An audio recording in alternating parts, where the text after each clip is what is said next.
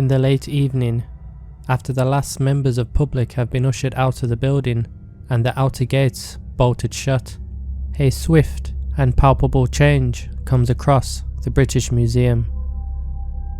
Even without visitors, the museum is never completely silent. Something is stirring in the British Museum. Throughout the endless galleries, corridors and staircases, locked doors are swinging open, footsteps echo, strange figures are being picked up by security cameras, and other things are going bump in the night. The British Museum is the most popular tourist attraction in Britain, with more than 7 million people visiting each year, or around 18,000 people a day. Without these visitors though, the museum transforms into something else.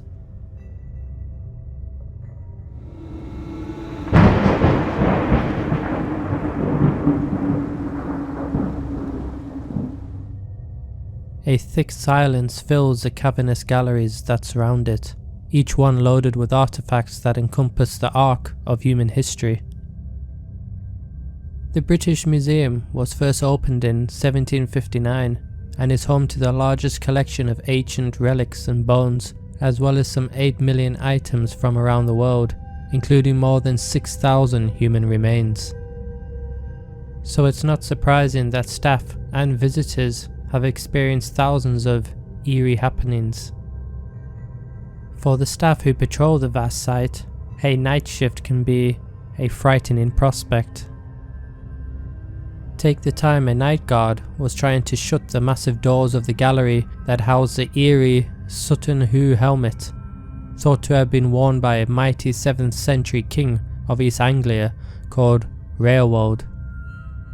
As he pulled the doors into place, he distinctly felt a wrist and a hand emerge between them before giving him a violent shove to the chest. The guard was then thrown backwards 2 meters before falling over. This bizarre scene was witnessed by his supervisor standing nearby. But this is not a unique incident, as there is hundreds, if not thousands, of similar ghostly stories that surround the museum. Another story tells of a guard assigned to patrol the galleries in the small hours of the morning.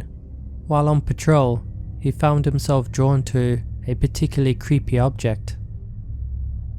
A wooden 2-headed dog, studded with iron nails from late 19th century Congo.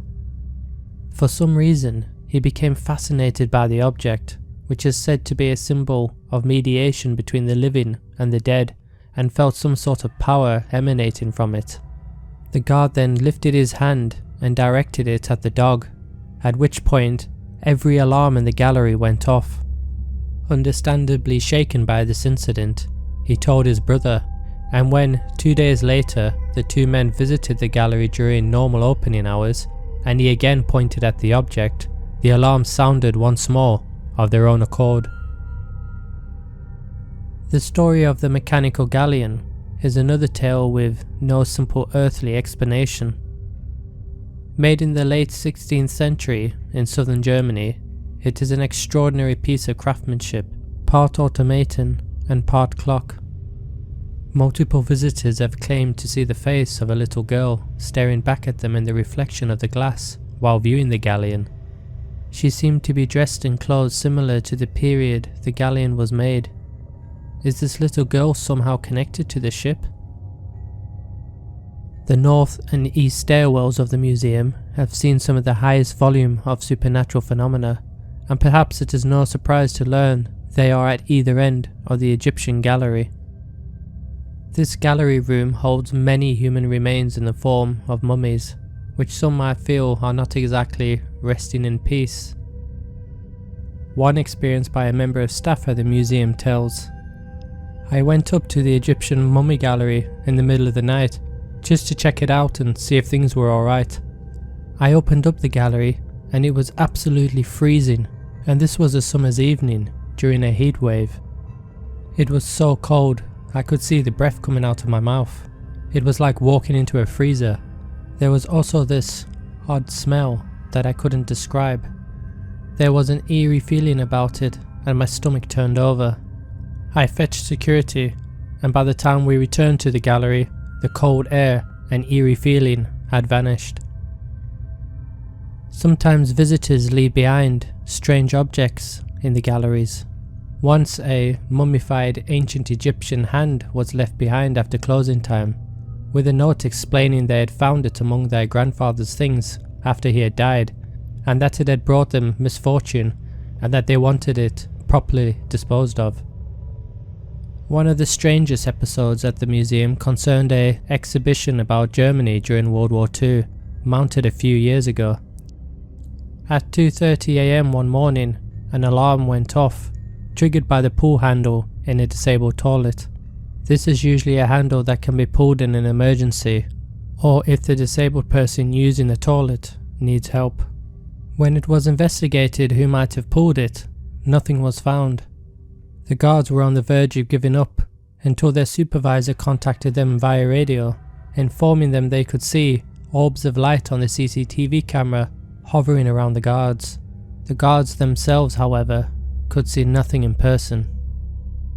Apparently, this took place every morning between 2 AM and 4 AM, and it stopped as soon as the exhibition ended. As to the cause of the orbs, some have suggested could have emanated from the gates of a concentration camp that had been part of the exhibition in the display. It is interesting that many of the staff members who have told about their experiences are mostly non-believers in ghosts or spirits, but most admit something paranormal does seem to be taking place. During the COVID lockdown in early 2020, when the museum was empty and locked up, people living nearby to the museum reported seeing lights flickering on and off in the windows, as well as outlines of people moving past. It seems lockdown and social distancing don't apply to the otherworldly occupants of the British Museum. Have you ever visited the British Museum and felt a presence, energy, or experienced anything paranormal? Let me know in the comments below. Thanks for watching and see you next time.